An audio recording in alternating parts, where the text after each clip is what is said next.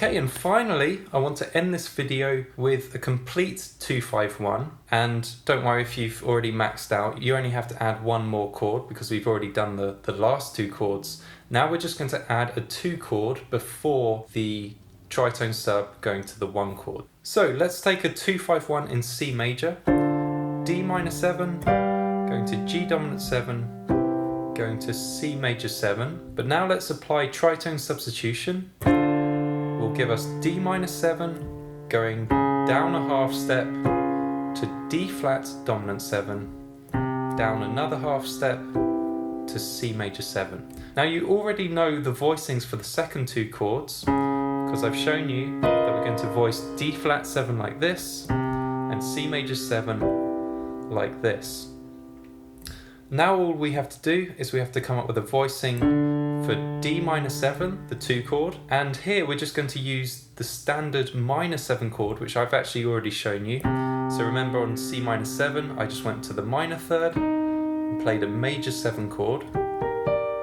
Well, we're going to apply this voicing to the 2 chords, so D minor 7. Can you tell me which notes I'm going to play? Well, I'm going to find the minor 3rd, go up a whole step and a half step, and then I'm going to build a major 7 chord, F major 7. So that's our 2 chord. Now that's going to go down a half step, play the D flat 7 voicing, major 3rd, stack of 4ths, half step, and then down another half step, go to the major 3rd, build a minor 7 chord. All together, it looks like this. Now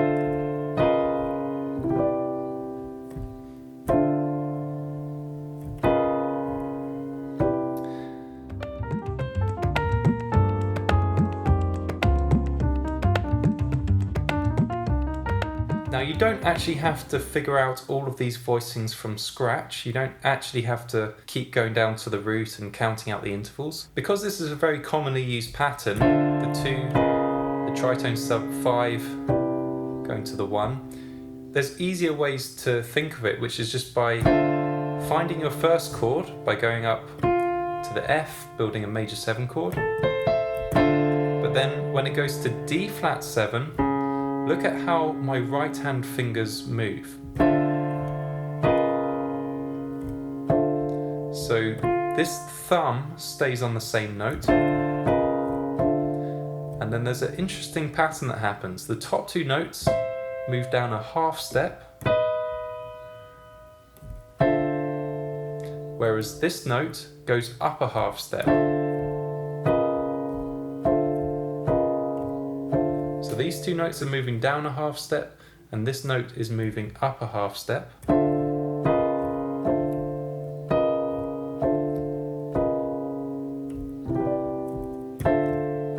And this is a very interesting hand movement. It's sort of like the hand movement that I associate with jazz, because every time I'm playing jazz, I often feel my fingers doing this movement in the right hand. I never experienced anything like this in classical music or pop music or any other style of music. This is a very jazz kind of hand movement that you really get used to when you play a lot of jazz.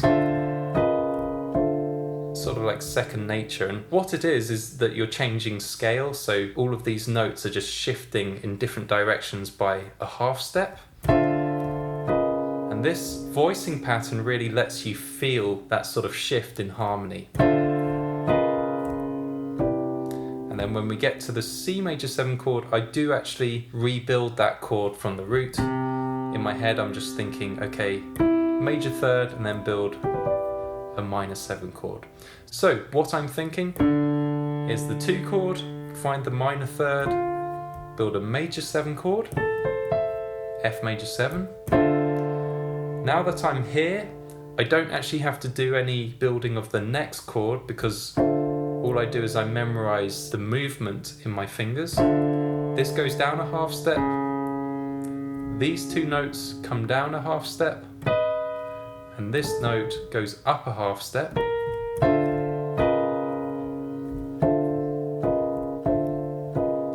And then I go down another half step, go to the major third, build a minor 7 chord, E minor 7.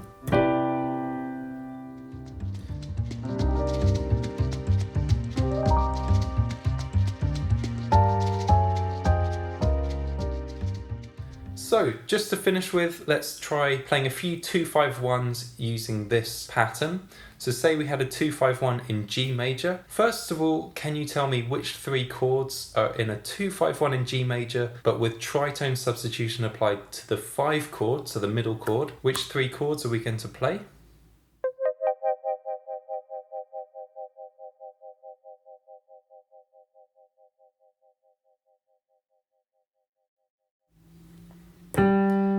So 2-5-1 in G major will be A minor, going down a half step to A flat, dominant 7, going down another half step to G major 7.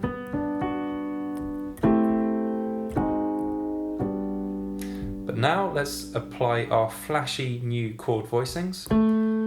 How am I going to voice A minor 7?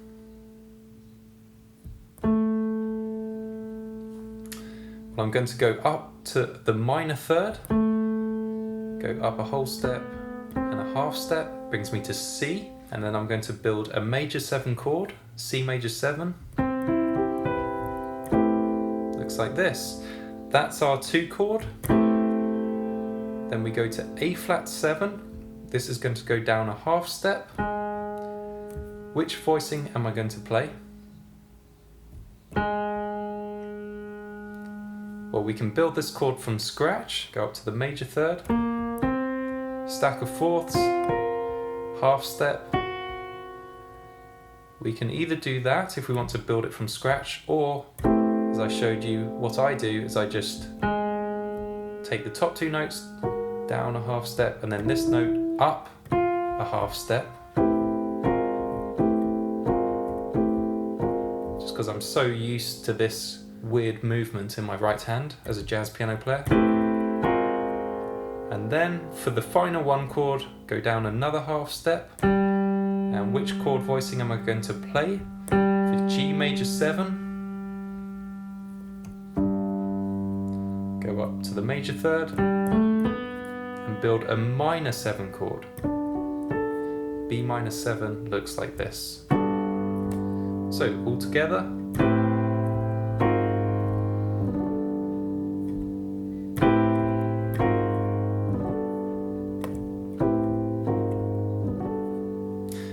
And let's do one final example together before I set you free and you can go do this on your own. Let's say we have a major 2-5-1 in B flat major. Which 3 chords are going to be in a major 2-5-1 with tritone substitution applied to the middle chord?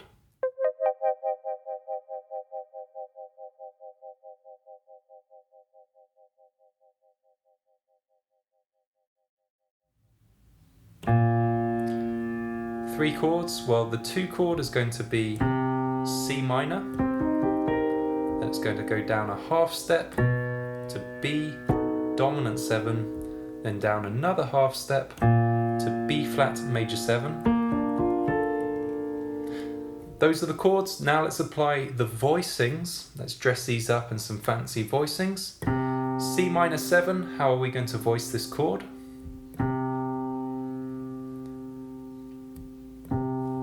Go up to the minor third, E flat, build a major 7 chord, E flat major 7, looks like this. That's our 2 chord. Now we're going to go down a half step. How am I going to voice B dominant 7? Find the major third, stack of fourths, half step, and then going down another half step to the 1 chord, B flat major 7. How am I going to voice this chord? Find the major third and build a minor 7 chord. D minor 7 looks like this. And I end up playing B flat major 9. So those chords together.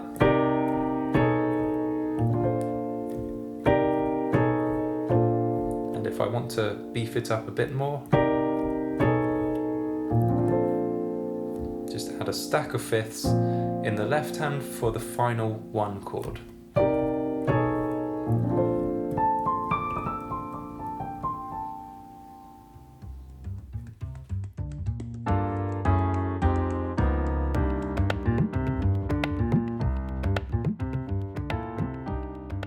Now there's one other variation you can do when you're practicing this 2-5-1. Instead of playing the tritone substitution where we have the 2 chord going down a half step to this tritone sub 5-7 chord and then going down another half step, what you can do is you can keep the right hand voicings the exact same. So these 3 voicings just like we've looked at, but in the left hand you can go back to the original 2-5-1 bass line, which looks like this. So where the 2 chord goes up a 4th and then down a 5th. And when you do this, you end up playing a G altered chord. This is G7 altered, and this is a voicing for G7 altered. Now it's also a voicing for D flat 7, but it's also a voicing for G7 altered. And here is the relation between the two. D flat Lydian dominant scale is the same scale as G altered scale. They're modes of each other. I know this gets advanced, but what a mode is when you have one scale and then you build that scale, the same notes, but starting from a different note, you create a mode. And that's what D flat Lydian dominant scale and G altered scale are. They use the same notes. So take a look at D flat Lydian scale.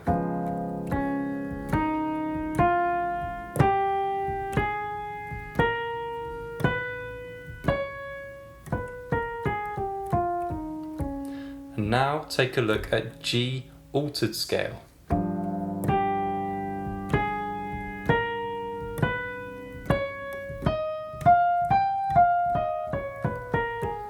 It's the same 7 notes. The only difference is that D flat Lydian starts from D flat and G altered starts from G. But it's the same notes and it's the same sound. So the use of tritone substitution is the same sound as the altered scale. And the only difference is the bass note. So in the first example with tritone substitution, the bass note is a D flat. Whereas in the second example, the bass note is a G. And that is the only difference, the bass note. And to be honest, the bass note doesn't really create much of a difference in sound. It's the same altered sound, whether you use tritone substitution or the altered scale. So I just wanted to include that, not to confuse you, but to encourage you that when you're ingraining this set of voicings, it's not only going to be useful for this pattern with tritone substitution, it's also going to be useful for this every time you want to play a 2-5-1 and you want to play the altered scale. So that's why this set of rootless chord voicings, which we've been ingraining, is so useful as a jazz piano player. I use these voicings a lot of the time, either with the tritone sub or just as a 2-5-1 with the altered chord in the middle. So you could also include this in your practice. You're going to do the same practice of 2-5-1s with these same voicings in your right hand. The only thing is you're going to change the bass line back to a normal 2-5-1 bass line, and you can practice it like this.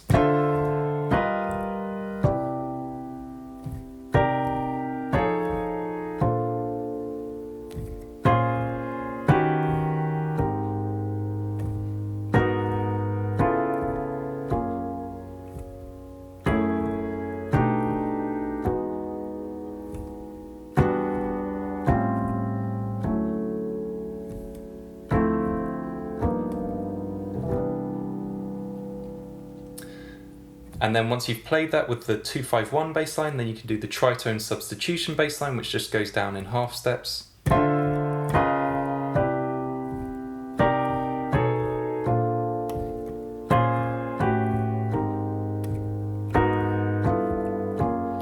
And so on. So the right hand is the exact same. You're doing the same 3 voicings, you're ingraining that finger movement, but the only difference is in the left hand. Either playing this or this.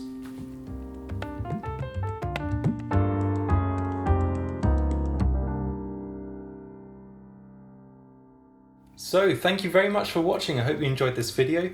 If you did, I would really appreciate a thumbs up. And if this is the first video of mine you've seen, make sure you don't miss out on future videos by subscribing to my channel. Now, I've also put together a free resource which I'm really excited about. It's something which I call the Chord Voicing Ingrainer, and this is a free download. You can open it on your computer, on your tablet, or on a phone. And what this is 26 chord voicing questions that will train your brain fast. And we just go through and it asks you, how would you voice C dominant 7? You come up with your answer, and then you go to the next slide and it tells you the answer. But then later on you get combinations of chords, so we have E flat 7 going to D minor 7, and then you have to come up with both chord voicings. So I hope this chord voicing ingrainer helps you. You can download it absolutely free just by clicking on the link below this video. So that's it from me. I'm Julian Bradley, thanks for watching, and I look forward to seeing you again soon.